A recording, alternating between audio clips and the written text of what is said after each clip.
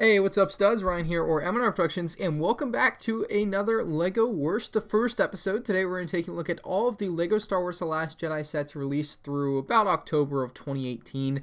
There will probably be more in the future, so this video will at some point become outdated. But as of the time of me recording this is the latest full list of LEGO Star Wars The Last Jedi sets. This video will not include promotional minifigures, promotional polybags, or microfighters, or buildable figures. So all of those categories are going to be excluded because those would usually just end up in the worst, so why even bother? I want to compare apples to apples here. I just want to take a look at box sets that fit within the typical LEGO system that were released at retail. So essentially you can find them at the LEGO store, Target, Walmart, previously Toys R Us, and regular stores, not stuff like polybags or minifigures. They just don't really fit in with the rest of the sets. So this worst first is just on the system sets. There are 13 regular LEGO Star Wars The Last Jedi sets that have been released, ranging in price from $15 to $160, which is a pretty good price range for a full year of LEGO Star Wars The Last Jedi sets. I think some of them have been very good, and some of them have been very bad. So without further ado, let's talk about the very bad.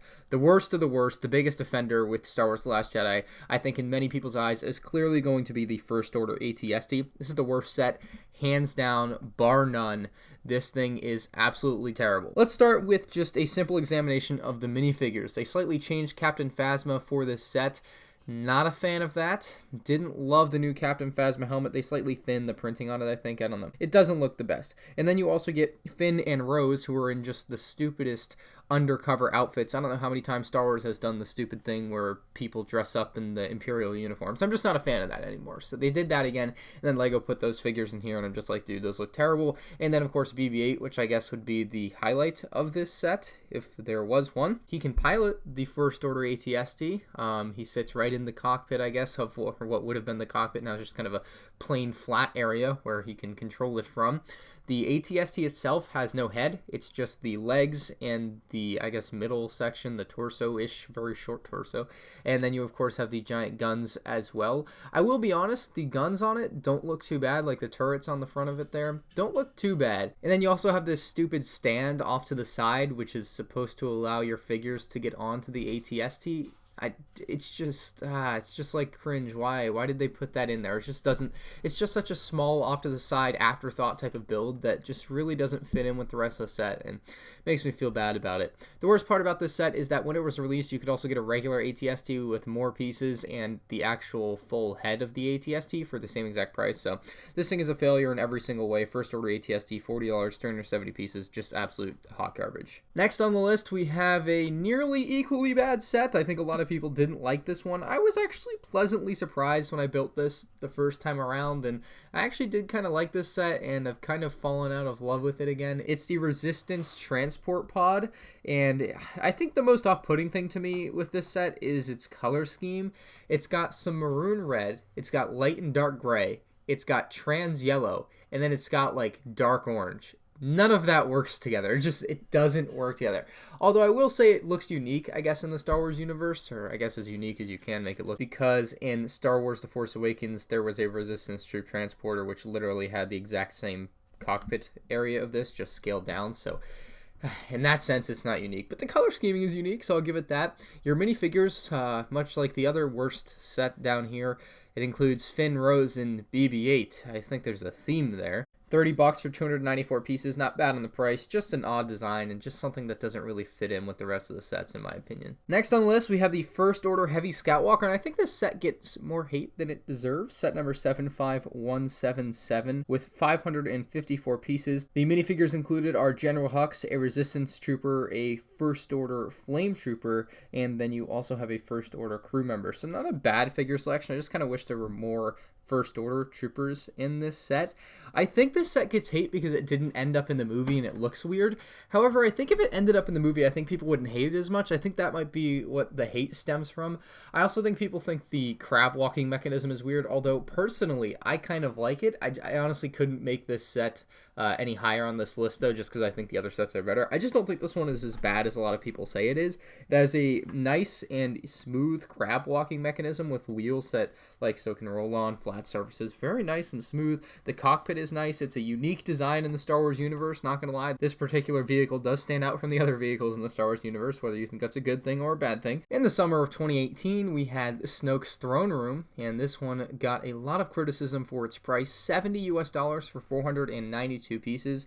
The figure selection was excellent, though. You got 2 Praetorian Guards, you had Supreme Leader Snoke, you had Rey, and you had Kylo Ren. So you got all the figures you could ever need for a Snokes Throne Room right in this set. So no complaints with the minifigure selection, but the biggest complaint with this set, again, is going to be the price, and I would say, like, the design of the set. It's a bit small, it's a bit skimpy. It looks like LEGO tried to cut corners, if you will, which is something I don't usually think LEGO does, but it felt like this set in particular, they tried to cut corners for those Praetorian Guard figures, which I bet were expensive to produce or something like that. But to me, the biggest thing this set was missing was just a giant red curtain. That's all it needed, because the basic aesthetic of the scene in Snoke's Throne Room was the giant red curtain behind him. That was what really set the scene to me, and they didn't include that in this playset. It just didn't make any sense to me. I don't know why they couldn't include just a big red piece of cloth. Just pull, just make one. Like, it's not that hard. I don't know. I didn't love this set. I still don't love this set. The playability is nice. It's got a few neat little Easter eggs hidden away in the set as well, but I just couldn't get behind this one at $70. Next on the list, we have the First Order Specialist Battle Pack, and this Battle Pack is what LEGO has done with a lot of Battle Packs recently. It's only half good. The 2 figures in it that are good would be the First Order Executioners.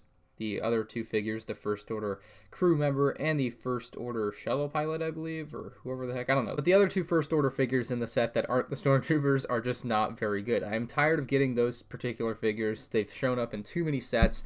The other one already came in a battle pack. It's like, why couldn't they just include another First Order Stormtrooper or a Flame Trooper or something instead of that guy? It's just the worst figure they could have included, in my opinion. I think the canon in the set is way too similar to what we saw in the Republic Commando battle pack from a few years prior. It just has the same aesthetic, just in a different color, like almost the exact same design. Just not a fan of LEGO copying the design and changing the color. Just didn't fit with this, in my opinion. The 8th best set that LEGO has made from Star Wars The Last Jedi, in my opinion, is the Porg. I know a lot of people give this one a lot of crap, but I like this set. I'm just going to say it. 811 pieces for $70 is a pretty good deal for those that care about price per piece. It has a little Porg minifigure for those that want a Porg minifigure. And then, of course, you get a giant Porg with the Porg plaque for, it's like a pseudo UCS set. I don't even know what LEGO's doing, but I love this thing. It's a great set. It looks wonderful. It's got the mouth that can open. The wings will flap open as well. While the feet are a little inaccurate and it can be a bit scary to look at, I think it's a wonderful LEGO Porg, and I think it's pretty cute, so the Porg is going to be the 8th best on my list. Moving on, we have Ahch-To Island Training at 7th best. It's an early 2018 set that included 241 pieces, 2 minifigures, and it was just $30. This set very much mirrors Yoda's Hut from 2018 as well. It's just a very similar playset in the fact that it's basically like half of a hut that's open on the back, and then you have a bunch of play features inside. Pretty simple design. You get some nice accessories in the set. You, of course, get a Porg as well. It's the cheapest way to get a LEGO Porg, which is awesome. If you want that LEGO Porg, who doesn't want a LEGO Porg? You, of course, have the Force movable rock that Rey can split open and find a lightsaber crystal in or something. You have a cauldron with fire going. The interior is just excellent. You can actually pull the roof off very easily, which is also a flaw of the set to me because I'll pick the set up and then I'll also pull the roof off by accident. So it's good and bad. It's great for play, bad for transport, I guess. But overall, this is a fun set. Here we have another set that received a lot of criticism, in my opinion. It's the Defense of Crates set, and I just can't see it. I know $85 might be a bit pricey for what it is, but in my opinion, this thing actually turned out very nicely for what LEGO had gone for in this set. They have the crate speeder, and they have a couple of different turrets to defend crate. They have the one taller, two-story thing, which has a few different levels on it, and each level has kind of a couple of unique different things on there for you to play with. And then, of course, you also have the other, like, trench area, which is, you know, it could be better, but it's good enough, and it's got the very circular, like, spherical, half-spherical turret there as well, so not a bad design in the trench either. I also really like the crate speeder. I think LEGO did a wonderful job on that, albeit it is bigger than what would be considered minifigure scale, I suppose, but I don't really give that much thought when looking at a LEGO set. As far as minifigures, you get 2 First Order Snowtroopers, and you get Captain Poe Dameron. You also get Admiral Emmett, and lastly, you get a Resistance Trooper. So, in my opinion, I wish they had it included a couple more resistance troopers just to kind of defend Crate better, I suppose. But other than that, I have no complaints about the set. I think it's a wonderful set, and I really think they did a wonderful job on the Crate Speeder. $85 is a bit pricey for 746 pieces, but you can get this thing on rollback or sale at Walmart or Target all the time. Moving on, we have the First Order Star Destroyer, which was a $160 set, which a lot of people gave it flack for, but man, this thing is very well designed. It's a very strong, well put together set. It's got stud shooter turrets on the side. It has a handle in the center of the set there, so it's good for transport. It also has a few good minifigures. While I'm not a big fan of them not including a ton of minifigures in this set, I do like the ones that they did include. You had Supreme Leader Snoke, 2 First Order Stormtroopers, a First Order Officer, a First Order Shuttle Pilot, a First Order Medical Droid, and BB-9E, which honestly, in my opinion, is the highlight of this set for minifigures. You can open up the set to access the interior, and there are tons of different play features in there, so many different little sections. My favorite would probably be like the bridge area with the red markings on the pathway. I just really like that area. You also have a medic area, and you have an area for your little Stormtroopers to go as well. It is a bit squished in the interior, but I think LEGO did that because they needed to create a compact design that was strong enough to hold up the play, and I think they did a wonderful job doing so. In my opinion, that is the 4th best LEGO Star Wars The Last Jedi set. My 3rd best LEGO Star Wars The Last Jedi set on this list is the First Order Heavy Assault Walker. This thing is basically an AT-AT. It is actually called an AT-M6, but it's just like a bulked up dark gray version, and for some reason that looks really clean to me. The face, or the head of it in particular, is really menacing. It's got the trans red for its eyes, I suppose, and it just, oh, I love it. You also have the giant cannon on the top of it, which uses a spinning stud shooter, so you can actually shoot off studs at your opponents. Just a overall very well designed set with solid minifigures, although I will cite the lack of Stormtroopers once again. I feel like LEGO doesn't include enough figures in their sets anymore. You get Poe Dameron, you get Rey, you get a Resistance Trooper in Dark Tan, you get a First Order Stormtrooper and a First Order Walker Driver. I just wish you got a few more First Order Stormtroopers. You should get more minifigures to go with the bigger sets, in my opinion. $150 and only 5 minifigures is just pathetic, to be honest. But overall, the design of the set is really nice. Just the lack of minifigures hurts this one. Next up, we have Kylo Ren's TIE Fighter. Oh, this thing is sleek and sexy. I love the black and dark gray and red design. I think it works wonderfully together. Talk about complementary colors, in my opinion. These 3 colors work incredibly well together. The 4 minifigures included are Kylo Ren, BB-9E, a First Order Stormtrooper, and a First Order TIE Pilot, so you can't really go wrong with that. It is the cheapest way to get BB-9E, so for those of you who are out there collecting the cute characters in the Star Wars universe, here you go.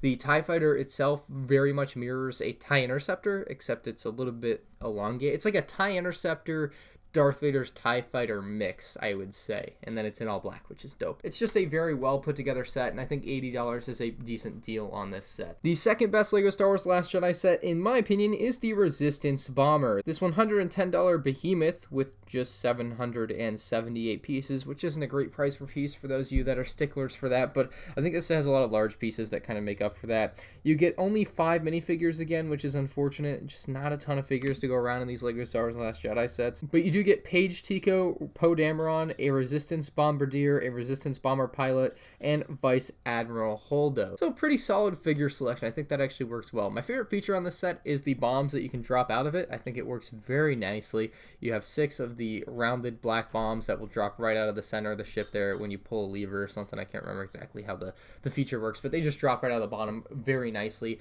I love the turrets on the back ends of this thing as well that can move up and down and look around. They have nice clear translucent pieces there for your cockpit as well. There's also a small interior to the ship where you can open it up and put in Vice Admiral Holdo and other figures if you so choose. You have space for every figure on this set, which is great. I also love the engines on this set. I just think those look really nice. I do also like the fact that you can stand this ship up without like any help. Like, it looks like it wouldn't be able to do that, but you can actually just place it right down on your table, on your shelf, and it'll be just fine. It has its balance. Anyway, there is just one LEGO Star Wars The Last Jedi set left.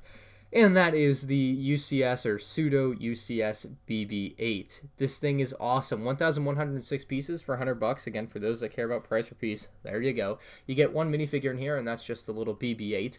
And the giant BB-8 is incredible. His best feature, I would say, is the feature where you can make him do the little thumbs up thing. You just twist one of the things on the side of him, and it comes out, and it's like thumbs up, like he has in Star Wars The Force Awakens. His other feature is to move his head. His head will wobble back and forth, so you can do that like he's actually moving on the ground, like his I don't know, it's just kind of like he does in the movie, like his head wobbles. So it's a very well put together set. They did a great job making it actually look like it's a spear. That's a hard thing to get in Lego, and most of the pieces are basically squares or rectangles. Great job by Lego to do that. I think overall this is just a wonderful set. My least favorite part of the set, honestly, is the stand that you can put the giant BB-8 on.